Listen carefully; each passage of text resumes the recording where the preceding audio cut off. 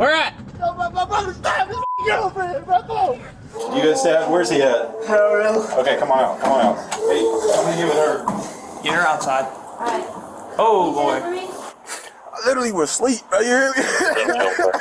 And then I wake up. Oh my God. He thought he killed her. He tried to kill her. Police arrive at a chaotic scene after a man calls 911 reporting that his brother stabbed his girlfriend and left her for dead inside their apartment. But as the story unravels, it reveals a disturbing pattern of violence and a relationship that had been teetering on the edge for far too long. They catch him?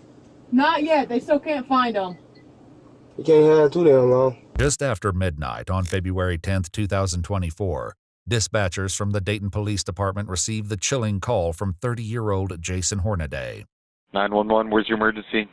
Bro, it's an emergency. My brother just stabbed his girlfriend, but he slashed her neck.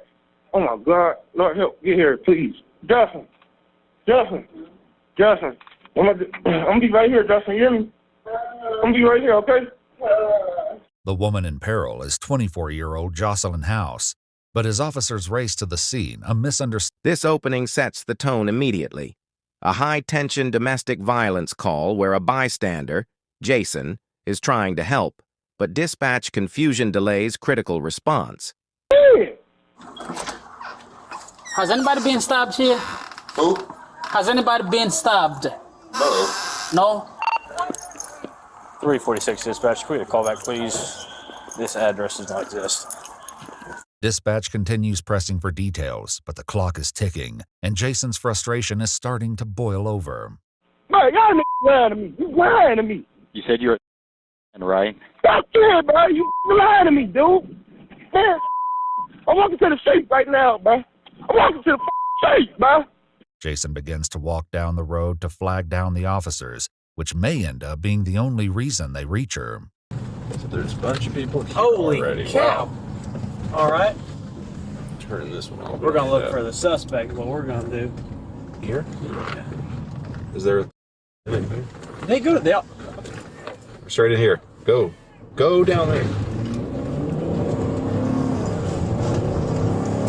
Come to West Corner. Miscommunication between dispatch and caller led to a delay, which raises concerns about emergency response protocol. In legal terms, 911 misdirection is not a liability unless proven grossly negligent, but it's a lesson in the need for better training and address confirmation. No Woods.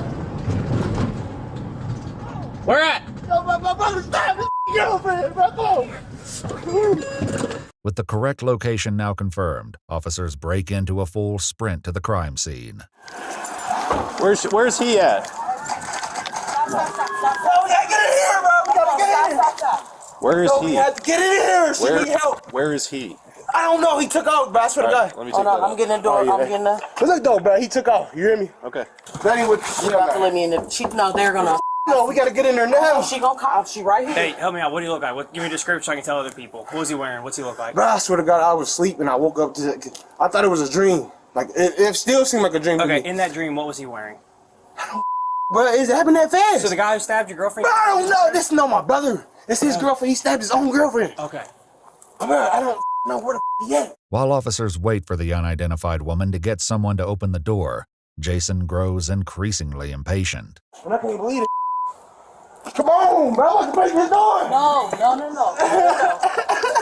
Come on. Calm down. Is she going? No, She lived right here. She was scared of what was going on. Come on, Jen. What? She gonna damn me. Finally, someone hears the commotion and opens the door for them. Calm down. Calm down. Thank you. Hey, you stay out here. You stay out here. Chill. Stay with them real quick. Bottom.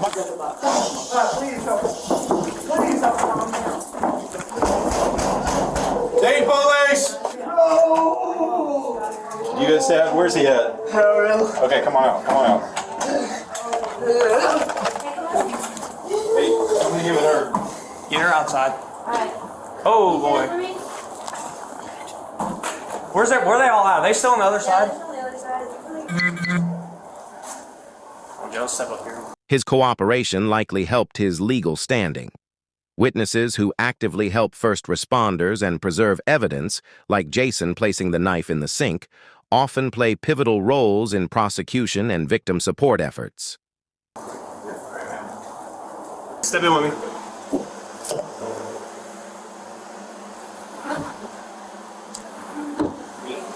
Yep. There's blood all over this place.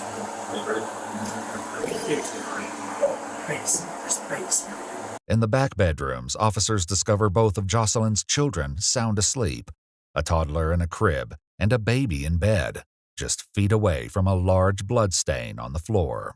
Outside, Jocelyn is carefully moved to the stairwell, where officers begin assessing her injuries, identifying life-threatening wounds, including a deep gash on her neck and another beneath her eye.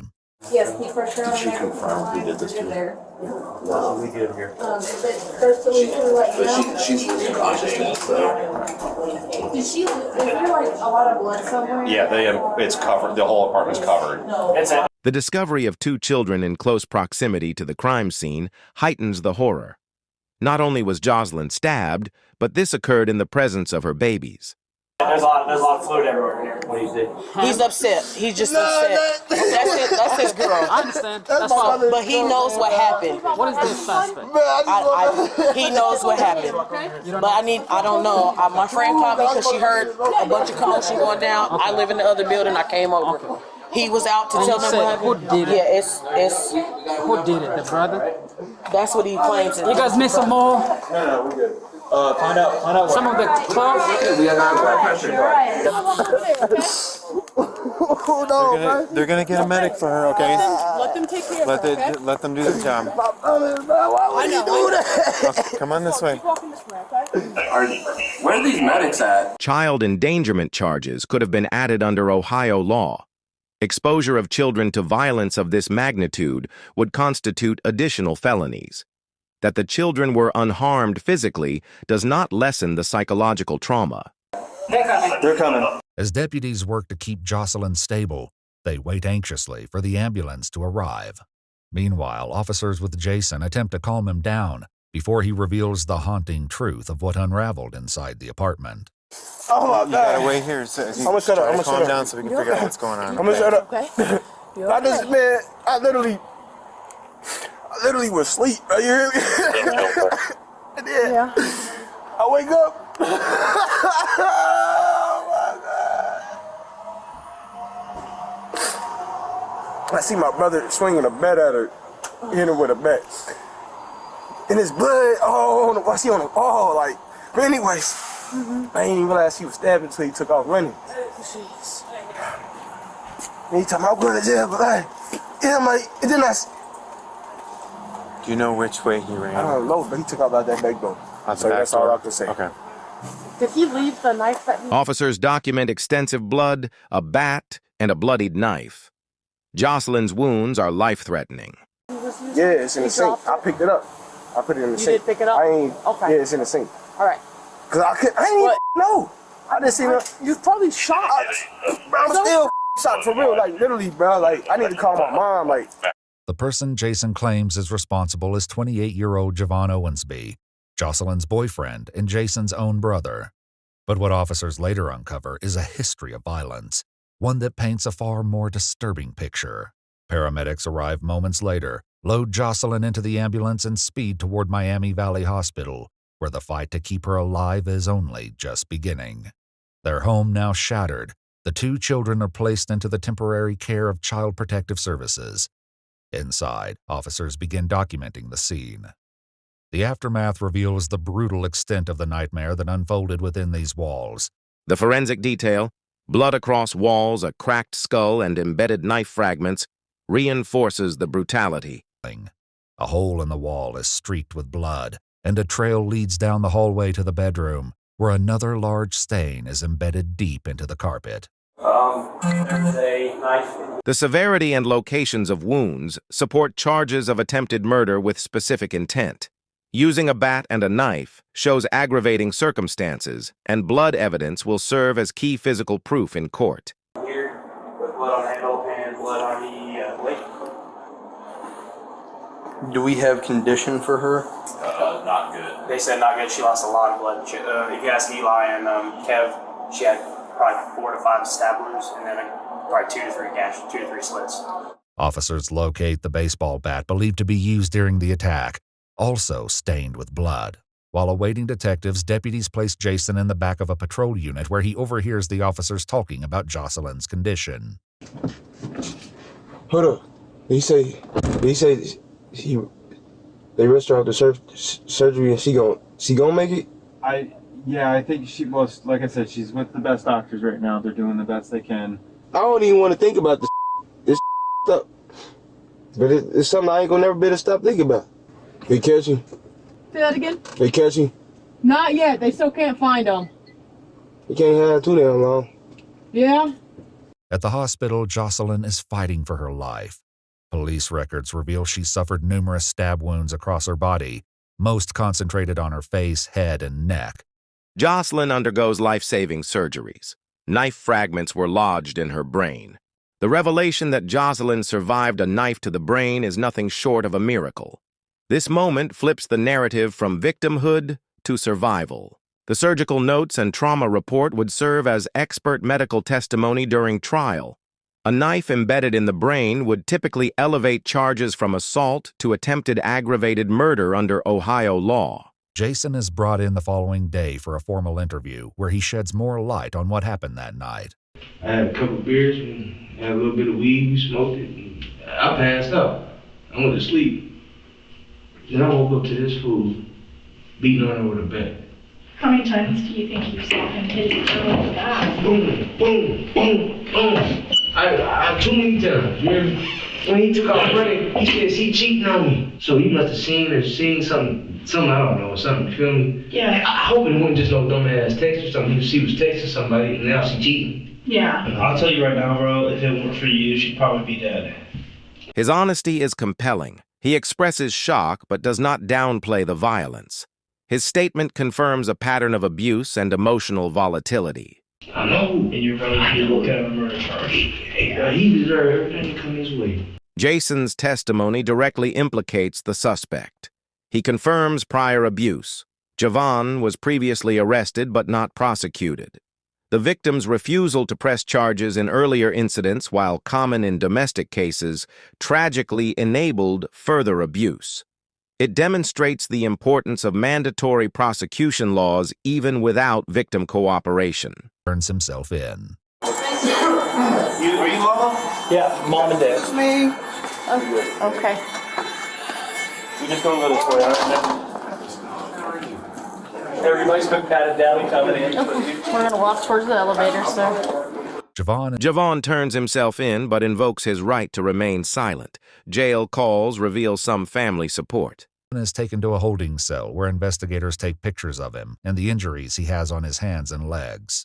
During his interrogation, Javon invoked his right to an attorney, shutting down any questioning before it even began. While suspects have the right to remain silent, Fifth Amendment, the jailhouse calls could be admissible in court, especially if they hint at admission, intent, or attempts to influence witnesses. Family loyalty does not mitigate legal guilt. Awaiting trial, Javon makes multiple phone calls from jail to family members who still seem willing to support him. I just need to talk to y'all. I know. Like I told him, I said, I'm going to pull my money that I have Friday. I don't give who don't get paid.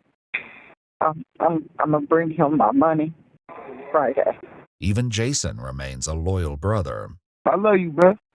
The fact Javon still receives sympathy from family, even after such a brutal crime, highlights the painful dynamics of domestic violence in close-knit families. Javon Owensby was charged with attempted murder, felonious assault, and domestic violence. Javon pleads guilty and is sentenced to 20.5 years under Reagan-Tokes law. Jocelyn survives and is rebuilding her life. This is a bittersweet conclusion. Justice is partially served, but a deeper scar remains on Jocelyn, her children, and Jason. Under Ohio's Reagan-Tokes law, violent offenders receive indefinite sentences with a minimum and maximum range based on behavior and rehabilitation. Javon must also register as a violent offender, ensuring he is monitored upon release. His plea deal likely avoided a longer sentence, but ensures a felony conviction remains on record. Since made a full recovery and continues to care for her 2 children, working to rebuild a life that was nearly taken from her.